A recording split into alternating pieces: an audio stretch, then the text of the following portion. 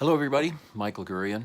I'm putting this on public YouTube. I'm hoping that everyone will use it. It's April of 2019, and we've come again to a sort of universal moment, a debate that's been going on for around 50 years between whether sex gender is, and the neuroscience of gender shows that male-female brain difference is robust and surpasses social construction. So obviously starts in nature, or whether it is social construction, the nature versus nurture argument. I've been, just so happens today is my birthday. I turned 61 today, and a new study just came out on fetal brains showing male-female brain difference in utero using MRIs. And it's a great birthday present. And so I'm creating this video blog for you in hopes that you'll use it, because this is the kind of research that helps us to aid our systems, our school systems, our therapeutic systems, counseling systems. It helps with law enforcement, with corrections. It helps with policy making, with family life, with faith community life.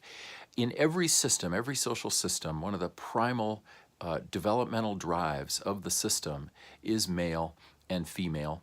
And male and female, as we've said, as I've said, I've been in this field 40 years, I've said, and the research shows, it happens on a spectrum. So male and female is robust. There is male and there is female. There's no doubt about that. And male and female happen on a spectrum. So each of these systems has to account for male and female if the system is going to truly satisfy human development.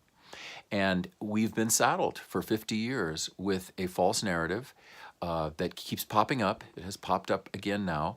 The false narrative utilizing a sort of false science or pseudoscience to say that there is not really male-female. In fact, it's bad to talk about male-female. It'll be gender stereotypes. It'll harm everyone. Don't do that. And in fact, just the opposite is true.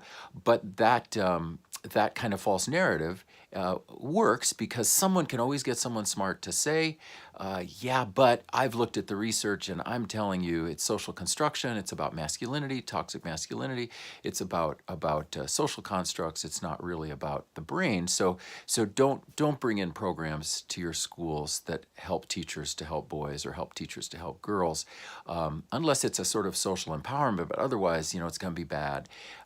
And we sort of have gotten this over the last 50 years.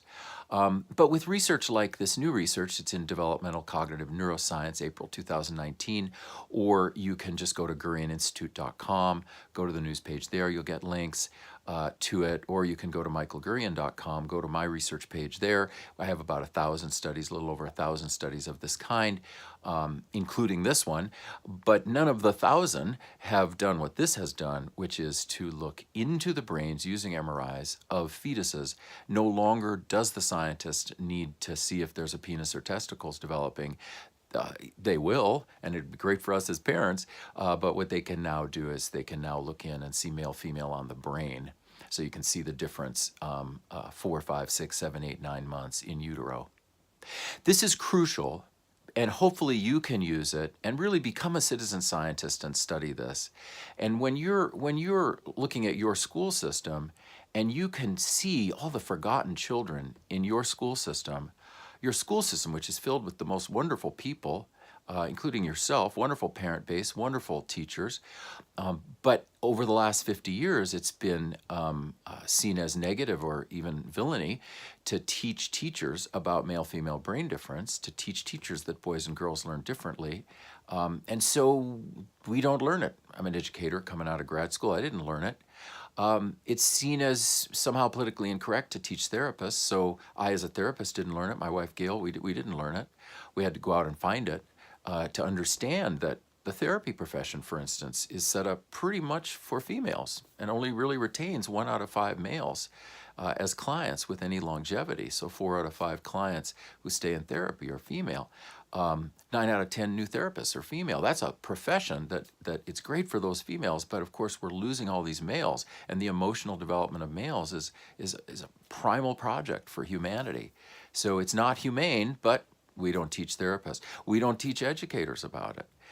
This is why the Gurian Institute formed 20 years ago. We have 100 trainers. Now we go out and we teach teachers who love it, and they learn about and they see scans of the male brain and the female brain, and they, eureka, they say, wow, that changes what I'm doing in the classroom. And now I don't have to have all these boys getting D's and F's.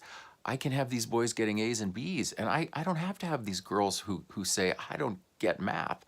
They can feel more confident at math because I know how to teach these subjects to boys and girls. Well, it's been okay to sort of say, nah, let's not do that. Let's find other workarounds, even though those other workarounds don't really work. But let's find those. Let's not deal with male-female because somehow that will harm.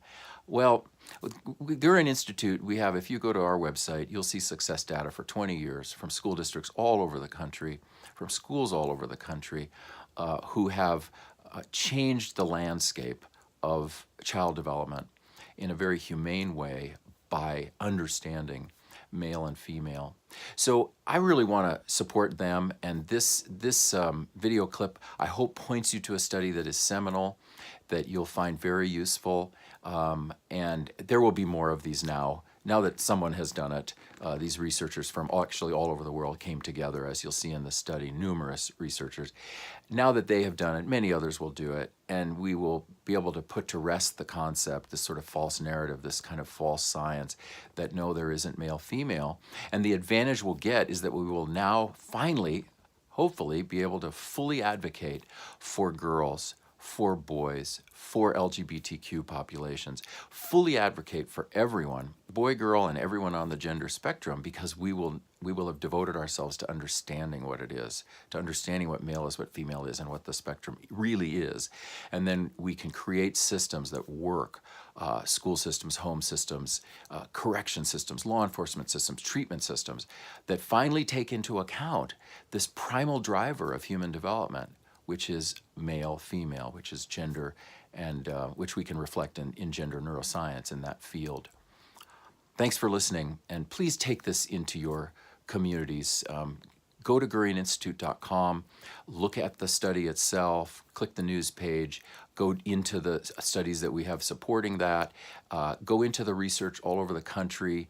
And if you're in a meeting and you're a principal or vice principal or you're head of school or you're on a school board and you're trying to bring in programming to your community, to your college, to your school, to your preschool, wherever you are, if you're trying to bring in this programming that will raise test scores, that will raise grades, that will lower discipline referrals, that will prevent violence, you're trying to bring this in, and it's proven and it works, and you see the proof.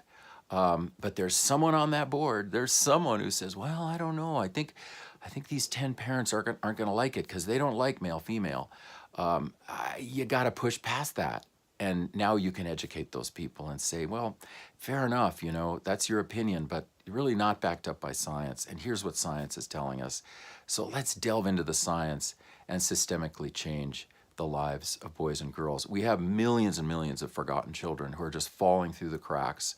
We're just hoping things will get better for them. And we have millions and millions of forgotten women and men falling through the cracks. We hope things will get better for them in our systems. But we're unwilling to talk about male-female, unwilling to really invest in male-female. It's time we do that, and this new study helps us.